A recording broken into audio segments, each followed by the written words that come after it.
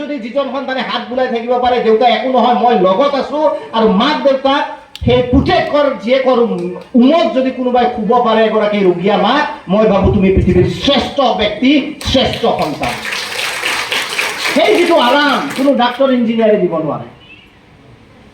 যে মই কৈছো আকৌ বাৰে বাৰে যে পিতৃ মাতৃৰ প্ৰতি যিটো শ্ৰদ্ধা, যিটো মৰম, মাকে কি বিচাৰে? একো নিবিচাৰে। মই কৈছো নহয় তুমি দিনটো খেতি কৰা, মাৰ যেতিয়া বেমাৰ হ'ব কিমান উজাগৰি নিশা আমাৰ বাবে আয়ে কটাইছে। সেই মাৰ মূৰটো যদি তোমাৰ বুকুত গুজি তুমি মৰম কৰি দিয়া, আৰু মায়ে সেই গাৰ বিষ চবৰে হ'ব এদিন নহয় এদিন, বেমাৰৰ সেই যন্ত্ৰণা যদি 5 মিনিটৰ পাৰ, সন্তানৰ হাতত যাদু থাকে, মাকৰ হাতত যাদু যেনেকে থাকে, যে সন্তানৰ সেই মৰমৰ আলাসে যদি মাকক এটা ৰাতিৰ শান্তিৰ টোপনি দিব পাৰে, বিশ্বাস কৰা জীৱনত তোমালোকে সফল তেনে কাম কৰি আগবাঢ়িবা। কাৰণ আমি এনেকুৱা ঘৰৰ পৰা বিলং কৰো, আমাৰ দেউতাই কেতিয়াও প্ৰতি বছৰে পূজাত কাপোৰ নলয়, মায়ে কেতিয়াও নলয়, কিন্তু আমাক প্ৰতি বছৰে দিয়ে। মা দেউতাই যেতিয়া কাপোৰ কিনে সদায় কালাৰটো নাচায়, ডিজাইনটো নাচায়, কাপোৰৰ দামটো চায়, কিমান দাম, আটাইতকৈ কম দামীটো কিনে।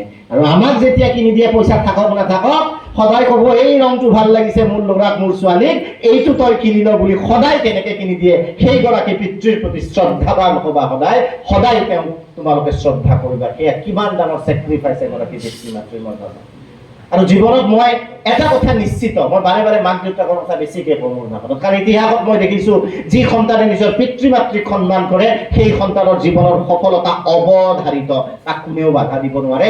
আৰু অন্তত মই নাজানো যে পিতৃ মাতৃক সন্মান কৰিলে তুমি কিমান টকা ইনকাম কৰিব পাৰিবা, কিন্তু এটা কথা ক'ব পাৰো, ৰাতি আৰামত শুব পাৰিবা চিন্তা নোহোৱাকৈ, স্লিপিং টেবলেটৰ সহায় ল'ব নালাগে, সেইটো কিন্তু নিশ্চিত জীৱনত সুখী হ'ব পাৰিবা।